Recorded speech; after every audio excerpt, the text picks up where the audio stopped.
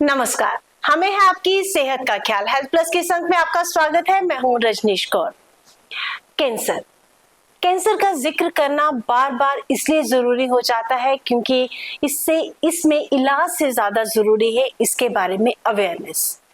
जहां तक इलाज की बात करें तो तरह तरह की नई विधियां आ चुकी हैं जिससे हम इसको रोक सकते हैं या इसका ट्रीटमेंट किया जा सकता है। उनमें से एक विधि है रेडिएशंस की। रेडिएशंस होता क्या है, किस तरीके से इसमें काम किया जाता है और किस तरीके से पेनलेस ट्रीटमेंट हम लोगों को देते हैं, इसी विषय पर बात करने के लिए आज हमारे साथ हैं जम्मू के जाने माने oncologist doctor Sandeep Kaur. Doctor साहब, आपका बहुत बहुत स्वागत है। मैम, सबसे पहले रेडिएशन थेरेपी है क्या है ये जानना चाहूंगी मैं। देखिए, रेडिएशन थेरेपी जो इलेक्ट्रोमैग्नेटिक रेडिएशन हम बोलते हैं, पार्टिकल थेरेपी होती है। जैसे हम आम फिजिक्स की अगर बात करें, इलेक्ट्रॉन्स या प्रोटॉन्स, न्यूट्रॉन्स, ये शब्द जो हैं हम सब उनसे वाकिफ हैं। एक्सरे थेरेपी शब्द है, इससे भी हम वाकिफ हैं। तो या दो किस्म की रेडिएशन हो सकती हैं अगर मोटी मोटी हम बात करें, या एक्सरेज तो या गामा रेज।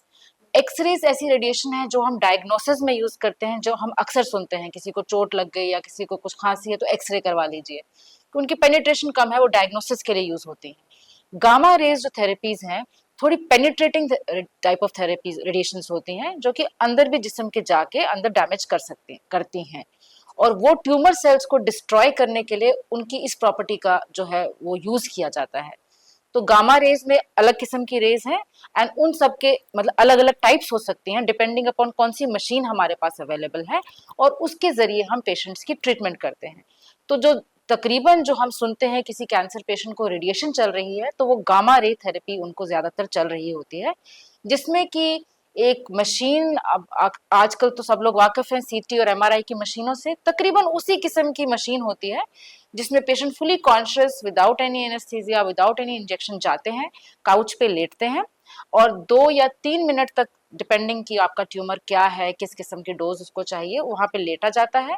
थोड़ा सा इमोबाइल स्टेबल स्टेट लेटना पड़ता है, जैसे डायग्नोसिस के टाइम लेटते हैं, एंड बस उतनी सी थेरेपी 2-3 मिनट्स में इट्स ओवर, एंड पेशेंट जो है वो चलते फिरते उठते जैसे भी वो गए हैं वैसे बाहर आ सकते हैं। सो एक नया कह सकते हैं आप, बट एक पेनलेस सी थेरेपी है। डैमेज तो काफी होता है, बर्न ट्यूमर होता है, बट इमीडिएटली पेशेंट को कोई उस तरह फील नहीं होता। It is as painless and as easy, also non invasive. कोई प्रिक या कोई कुछ वैसा नहीं है जैसा कि आप एक्सरे के लिए जाएं या सीटी स्कैन के लिए जाएं, तकरीबन उसी किस्म से पेशेंट को फील होता है ट्रीटमेंट। मैम, रेडियो एक्टिविटी क्या है इसमें और alpha beta gamma, as a layman मैं चाहती हूँ थोड़ा सा विस्तार से हमें। देखिए, रेडियो एक्टिविटी है जो हम अगर हम हर चीज जो हम रेडिएशन की मशीन यूज करते हैं, जरूरी नहीं है उसमें उस तरह की रेडियो एक्टिव सोर्स हैं। अगर अब मैं अपने जीएमसी जम्मू की बात करें तो हम कोबाल्ट सोर्स यूज करते हैं। ये अनस्टेबल होते हैं, इनका डिके होता है, जिसको हम रेडियो एक्टिव बोलते हैं, कि वो एक अनस्टेबल जो आइसोटोप है। तो स्टेबिलिटी आने के लिए जब वो ऑन होता है वो डिके होता है, और डिके होकर जो एनर्जी निकलती है, वो एनर्जी जो है, रेडिएशन जो है, उसको हम यूज करते हैं। तो कहीं पे जैसे कोबाल्ट सोर्स की अगर हम बात करें तो एक रेडियो एक्टिव सोर्स यूज हो रहा है, तो जब वो सोर्स ऑन पोजीशन पे होगा वहां रेडियो एक्टिविटी है, वो सारी जगह जो एक्सपोजर है। तो पेशेंट के लिए तो चलो वो as a part of treatment है तो जरूरी है, but otherwise no other person can and should come in that area, because radioactivity, जैसे आपने आजकल न्यूक्लियर बॉम्ब्स के बारे में हमने सुना हुआ है, कि रेडिएशन एक्सपोजर्स के बारे में हमें पता है, जो हिरोशिमा नागासाकी में हुआ था, बहुत ज्यादा अनकंट्रोल्ड रेडियो एक्टिविटी आए तो वो it is a death sentence. मगर हमारे यहाँ कंट्रोल्ड डोजेस दी जाती हैं, कुछ टाइम के लिए वो रेडियो एक्टिविटी बाहर आएगी, कंट्रोल्ड एरिया जाएगा, मशीन की जो वो उनका जो ओपनिंग जिसे हम कहते हैं, वो एक कंट्रोल्ड बॉक्स टाइप, रेक्टेंगुलर या शेप्ड भी हो सकता है, और वहां जाके उसी जगह पेनिट्रेट करेगा, बर्न करेगा। It is dangerous, it has its side effects, but for tumour death वो इतना नेसेसरी है कि उस टाइम पे it's a life saving thing. तो वो उतना साइड इफेक्ट हम पेशेंट के लिए बर्दाश्त कर लेते हैं, अगर उतना ही, और वो इतना लिमिटेड पोजीशन बॉडी पे एक्सपोजर है। अगर वही एक्सपोजर ज्यादा हो जाएगा तो वो पेशेंट के लिए बहुत ज्यादा हार्मफुल भी हो सकता है। तो बड़ी ही एक कैलकुलेटेड चीज करके देना पड़ता है। इसी तरह देखिए, जब हम इलेक्ट्रॉन्स या प्रोटॉन्स या अल्फा पार्टिकुलेट बीम रेडिएशन होती है, हर पार्टिकल की अपनी प्रॉपर्टी है, अपनी मास है, अपना एटॉमिक नंबर है, और उसकी हम आजकल जो अगर हम लेटेस्ट बात करें तो प्रोटॉन बीम थेरेपी जो एक पार्टिकुलर टाइप ऑफ थेरेपी है, उसका आजकल इंडिया में सिर्फ 2 सेंटर्स में हो रहा है। एक चेन्नई में हो रहा है और एक टीएम टाटा मेमोरियल हॉस्पिटल का मुंबई में एक्ट्रेक सेंटर है, वहां हो रहा है। प्रोटॉन बीम की इतनी प्रॉपर्टी है जो हम यूजुअली हम लीनियर एक्सेलरेटर या इलेक्ट्रॉन बीम ज्यादा यूज होती है। तो लेकिन प्रोटॉन बीम का ऐसा है कि प्रोटॉन बीम जाएगी, एक एंट्री करेगी और एग्जैक्टली एक जगह जाके खत्म, फॉल ऑफ, डिके हो जाएगा। उसका एक ब्रैक पीक बनता है और पीक से वो एकदम फॉल ऑफ।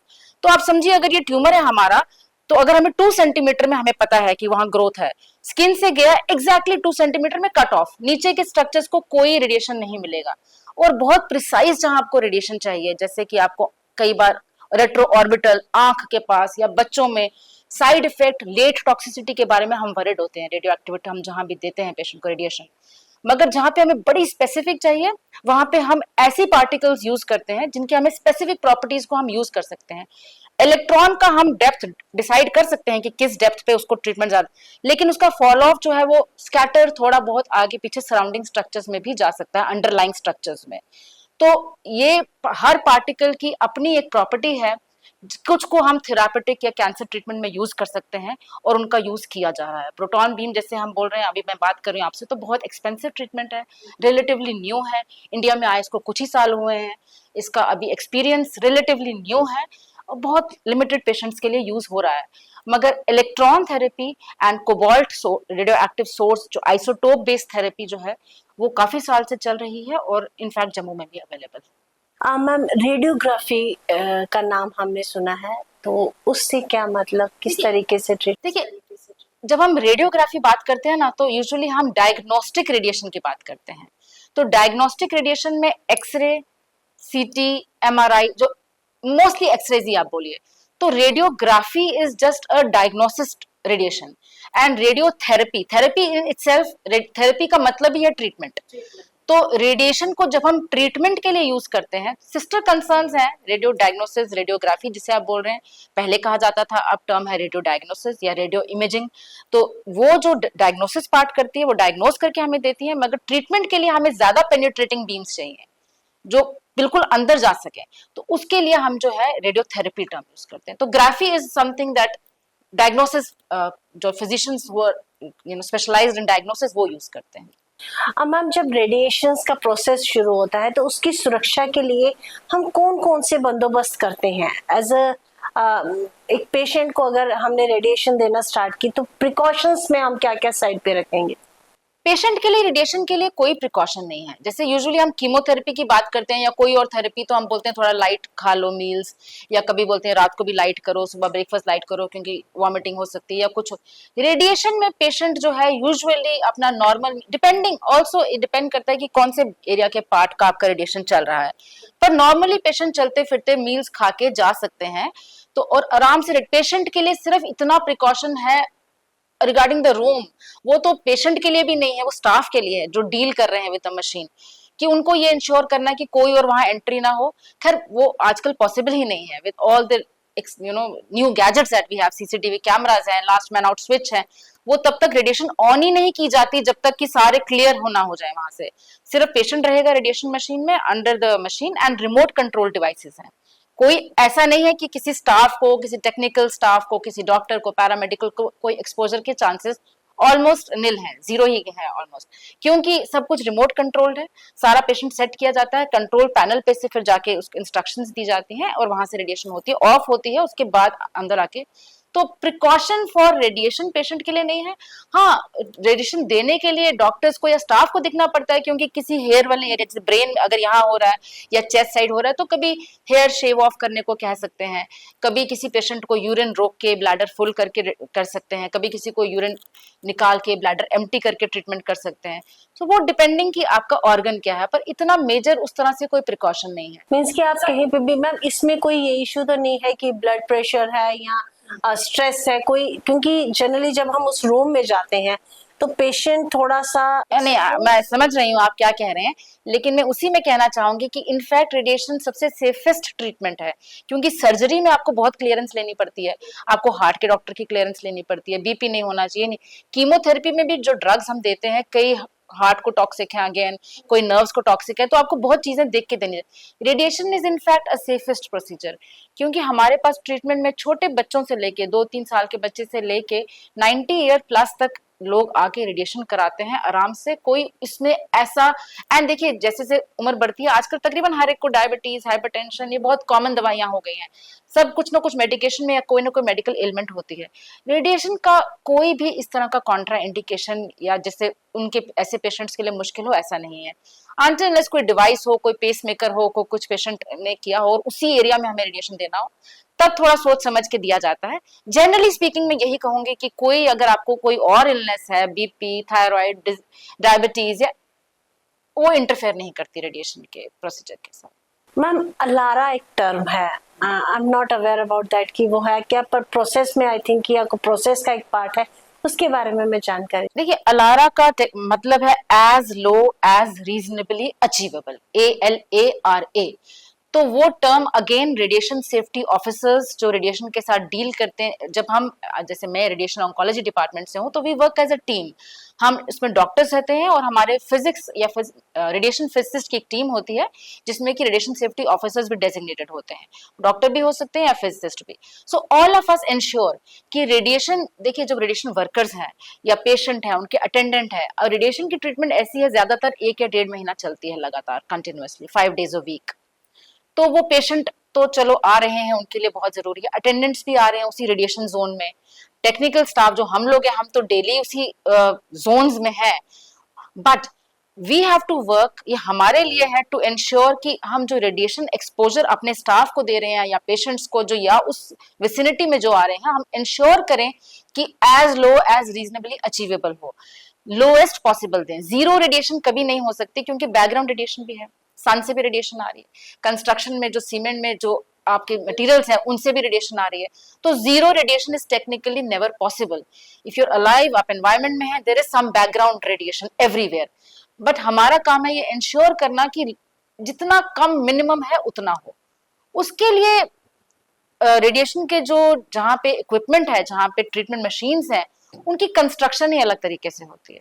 ये ऐसा डायग्नोसिस वाले इक्विपमेंट या अदरवाइज इक्विपमेंट्स नहीं है कि कहीं भी लग जाएंगे, कुछ भी है, इनके बंकर्स ही अलग तरह से कंस्ट्रक्ट किए जाते हैं, थिकनेस जो वॉल की है वही अलग होती है, जहां जहां रिक्वायर्ड है, अगर कोई ग्लास है या कुछ है तो लेड ग्लास दिया जाए, मतलब इसका जो कंस्ट्रक्शन लेवल और डिजाइन ही डिफरेंट होता है। एक मेज एंट्री की जाती है ताकि रेडिएशन जो है वो एक एंगल्स पे जाए, रिफ्लेक्ट हो जाए और बाहर तक ना आ सके। इट्स अ मेज टाइप ऑफ एंट्री, इरेगुलर जिसे कह सकते हैं।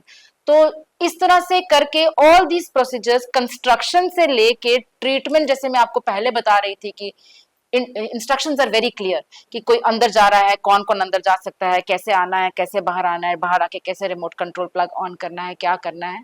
तो इस तरह से वी इंश्योर कि radiation, and then also we all wear जो हमारे TLD बैचेस होते हैं, डोजीमीटर्स होते हैं जिन्हें आप कह लें।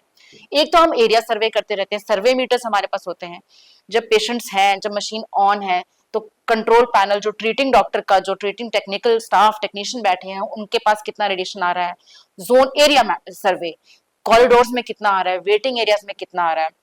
So we do it on a weekly or a monthly basis, and अपने चेक होते हैं, हमारा everything is controlled by BRC Bombay, so it's all a centrally controlled, जहां भी रेडिएशन का मशीन होगा मेडिको लीगल इश्यूज बहुत होते हैं, तो हमें हमेशा सर्वे करके रिपोर्ट करना है, any error plus and minus and we could lose our license. तो हमारे लिए ये बहुत एक it's a very severe and important medico legal issue, and लोगों को मॉनिटर करने के लिए हमने पर्सनल डोजीमीटर्स लगाए होते हैं। तो पर्सनल डोजीमीटर्स जो है वो लगा के ही हम उस जोन में घूमते हैं, एंड वही डोजीमीटर, वो जो उनकी रीडिंग होती है, बैच एक होता है, फिल्म बैचेस होते हैं, वो film batch every 2 to 3 months वो BRC मुंबई जाते हैं, वहां पे सबका जो है वो डोज कैलकुलेट होकर निकल जाता है। अभी तक तो मैंने मोर और less, living aside may be 1% एक बार कभी इंसिडेंट हुआ हो, बट हर एक का, and that also was an accident, staff को रेडिएशन नहीं लगा था, डोजीमीटर रेडिएशन मशीन के एरिया में गिर गया था, तो वरना यूजुअली आपको खुद पहनना है। तो एनीवे मतलब चेक्स एंड बैलेंसेस बहुत हैं, और हमारे अपना बॉडी का जो है वो भी हम डोजेस उसमें मॉनिटर होती रहती हैं, एंड एरिया जो है वो भी सर्वे होता रहता है, हमारे इंस्ट्रूमेंट्स कैलिब्रेट होते रहते हैं कि इंस्ट्रूमेंट का कोई एरर ना हो। ये बहुत एक सेंसिटिव सा टॉपिक है और बड़ा सीरियसली लिया जाता है। मैम इतने प्रिकॉशंस, इतनी केयर के बाद भी इन केस कोई इसमें आ जाता है इस ट्रीटमेंट में, तो क्या उसकी हेल्थ पे क्या क्या प्रभाव पड़ सकते हैं? देखिए, रेडिएशन अगर लग जाए विदाउट मतलब एक नॉर्मल इंसान को एक्सपोजर हो जाए, कुछ हो जाए, बहुत सीरियस है। इससे कैंसर्स हो सकते हैं, आप किसी भी किस्म की डिजीजेस हो सकती हैं, स्किन अल्सर्स, बर्न्स। सबसे लाइफ थ्रेटनिंग तो ब्लड कैंसर टाइप ही हैं जो होते हैं।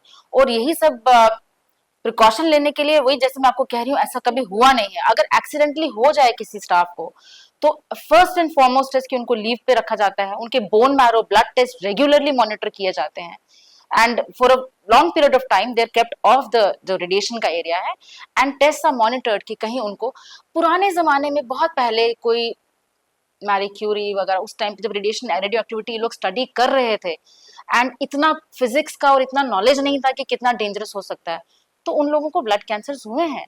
जो पुराने फिजिसिस्ट हैं, some of them have died of blood cancers या any other cancer, skin cancer, because उस टाइम पे ये चीज इन्फेंसी में थी, स्टडी हो रही थी, एक्सरेज हो रहे हैं, मतलब इसको इतना प्रिकॉशंस नहीं थे। ये उस टाइम की बात है कि लोगों ने सफर किया है, बट लकीली हम लोग बहुत आगे इसमें पहुंच गए हैं। अब सब कुछ कंट्रोल्ड है एंड कवर्ड है, स्टडीड है। तो अब इस तरह की चीजें देखी नहीं गई हैं, लेकिन इट इज जैसे मैंने आपको कहा कि cancers which is I will say the most serious, most life threatening complication. बाकी छोटे मोटे रैशेस, स्किन बर्न्स, ये सब चीजें, हेयर लॉस, ये सब चीजें जो साइड इफेक्ट्स हैं radiation, this can be dealt with, ये देखे जा सकते हैं। मैम, एक चीज सुनने में, रेडिएशन लीक होना, उस सिचुएशन में कौन सी प्राथमिकताएं हमारी होनी चाहिए? रेडिएशन लीक मैं आपको यही समझा बता रही हूँ अभी कि रेडिएशन लीक होने का ऐसी नौबत नहीं आने दी जाती। रेडिएशन लीक हो गई तो वो तो एक हेल्थ हैजर्ड बन जाए, it will be declared an emergency. वो एक ऐसी इतना सीवियर इशू है। इतने चेक्स एंड बैलेंस हैं। देखिए, डोर्स में जो क्रीक्स होते हैं, जो ये सब चीजें, विंडो ग्लास है उसके भी जो स्लिट्स होते हैं, हर चीज को चेक किया जाता है। रेडिएशन लीक का कोई सवाल, बहुत साल पहले अगर आपको याद होगा, एक बार दिल्ली में कुछ स्क्रैप डीलर्स थे, वो कुछ उसको तोड़ रहे थे तो कुछ रेडिएशन एक्सपोजर हो गया। कोबाल्ट का कुछ decade source, but still decay कभी जीरो होता नहीं है किसी भी रेडियो एक्टिव मटेरियल का, तो कुछ रेडिएशन मिला। इट वाज वेरी एंड वो बहुत बड़ा एक, I remember it was in Delhi, और इतना बड़ा इशू बना था क्योंकि किसी टाइम किसी यूनिवर्सिटी में, I will not take the names यहाँ पे, लेकिन कहीं पे वो एज अ उसको डिस्पोज ऑफ कर दिया था उस सोर्स को, विदाउट एक्चुअली सीइंग कि रेडियो एक्टिविटी है। जैसे डिसबैंडन नहीं कर देते हम, ऐसे कबाड़ में कुछ चीजें जैसे करते हैं हम, उस तरह से गलती से वो रेडियो एक्टिव सोर्स चला। सो आई एम श्योर उसका बहुत बड़ी इंक्वायरी हुई थी। Many people would have lost their life, I mean their jobs, I mean, क्योंकि ये एक सीरियस इशू है। आज के टाइम में रेडिएशन लीक ही तो हमें प्रिवेंट करना है। रेडिएशन लीक का कोई सवाल ही नहीं है। जिस तरह की हमारी कंस्ट्रक्शंस हैं और जिस तरह का ये है, एंड सर्वे मीटर इंश्योर करता है कि रेडिएशन लीक ना हो। मैम, रेडिएशन का जो प्रोसेस चलता है उसमें नो डाउट डॉक्टर्स की बहुत बड़ी सपोर्ट रहती है। इसके अलावा एक पेशेंट को मॉरली आप लोग किस तरीके से एनकरेज करते हो? क्योंकि कहीं ना कहीं अभी भी कैंसर का एक ट्रॉमा जो है वो हर एक के दिमाग में है। अब रेडिएशन थेरेपी के लिए जा रहे हैं तो हम सोचते हैं कि क्या आगे रहेगा, किस तरीके से होगा, मेंटली बहुत सारी चीजें उसके दिमाग में चल रही हैं। तो उसके लिए किस तरीके से आप बैलेंस करते हो? देखिए, मैं कहूंगी कि रेडिएशन का हमारा थोड़ा सा पेशेंट सपोर्ट सिस्टम ज्यादा बेटर इसलिए होता है क्योंकि पेशेंट, जैसे मैंने आपको कहा, 5 days a week आता है। तो ये उस तरह का पेशेंट नहीं है जो कीमोथेरेपी, आपने सुना ही होगा कि एक दिन दवाई लगा के फिर 3 हफ्ते बाद आओ। तो पेशेंट घर में डील कर रहा है, खुद प्रॉब्लम्स आ रही हैं, ये आ रही, फैमिली अटेंडेंट सब सफर करते हैं, क्योंकि हमारा पेशेंट से ऑलमोस्ट डेली इंटरेक्शन है। तो हम उनके साइड इफेक्ट्स एक एक बार उनको पहले ही हम थोड़ा आइडिया दे देते हैं कि अगर आपको साइड इफेक्ट उस हिसाब से होते हैं जिस एरिया को आप ट्रीट कर रहे हैं। अगर हम सेंटर कर रहे हैं, अगर इसोफेगस आ रहा है, स्टमक आ रहा है, तो उस तरह से नौशिया, वॉमिटिंग, गैस्ट्राइटिस या मैदे में जलन वगैरह हो सकती है, डिपेंडिंग किस ऑर्गन का है, वो हम थोड़ा सा उनको पहले अवेयर कर देते हैं। हर दिन हमारी ऑलमोस्ट इंटरेक्शन है उनसे, तो एक मॉरल सपोर्ट जितना एक डॉक्टर से पॉसिबल है वो किया जाता है। पर इसमें मैं डेफिनेटली सोसाइटी का एंड फैमिली का रोल ज्यादा मानती हूँ, क्योंकि एक डॉक्टर तो आपको बहुत, अगर कोई पेशेंट डॉक्टर बहुत अच्छे से देखने वाला है, 5 या 10 मिनट दे देगा आपको अपनी ओपीडी में, तो घर वालों से तो 24 घंटे साथ रहना है, आपके रिश्तेदार जो हैं एंड जो भी आपका सोशल सर्कल है, फ्रेंड्स हो सकते हैं, नेबर्स हो सकते हैं, उनका रोल ज्यादा है।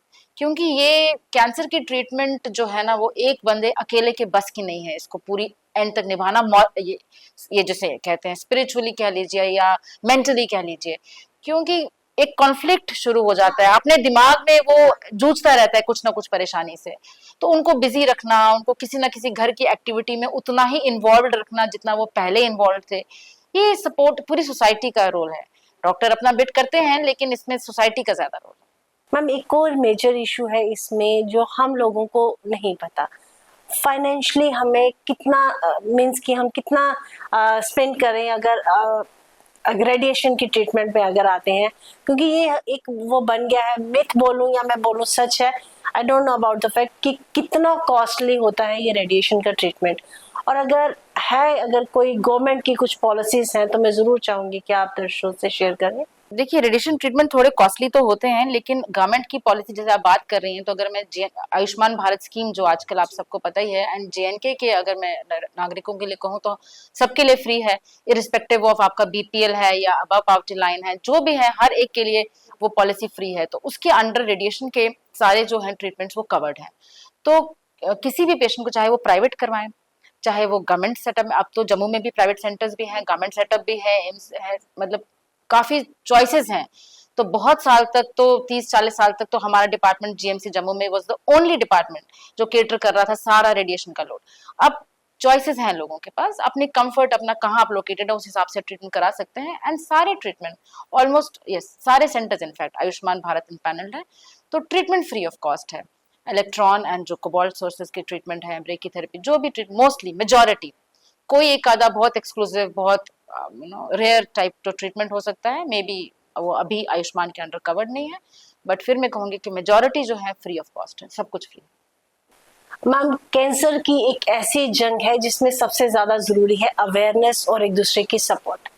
लास्ट में मैं चाहूंगी हमारे दर्शकों को कुछ आप संदेश देना चाहें सोर्स के माध्यम से। देखिए, मैं यही कहूंगी दर्शकों को कि हेल्थ अवेयरनेस जो है ना वो सबसे ज्यादा जरूरी है, क्योंकि प्रॉब्लम हो जाए उसके बाद ट्रीटमेंट से जूझना एक बहुत बड़ा स्ट्रगल है, लेकिन प्रॉब्लम को हम जल्दी पकड़ें। देखिए, हमारी प्रॉब्लम जो जम्मू में, अगर मैं अपने सेंटर की बात करूं या, तो यही है कि मेजॉरिटी पेशेंट्स एडवांस स्टेज है। एडवांस स्टेज पेशेंट से डील करना थोड़ा सा पेशेंट के लिए, हमारे लिए बहुत एक कॉम्प्लिकेटेड बात बन जाती है। We still deal with it, हम अभी भी क्योर रेट अच्छे देते हैं उनको, लेकिन अर्ली कैंसर्स का ट्रीटमेंट जो है ऑलमोस्ट 90 to 100% क्योर रेट जहाँ पे हो सकते हैं, तो वो वहीं पॉसिबल अगर आप अपने जो वार्निंग सिम्टम्स हैं उनके बारे में अवेयर रहें।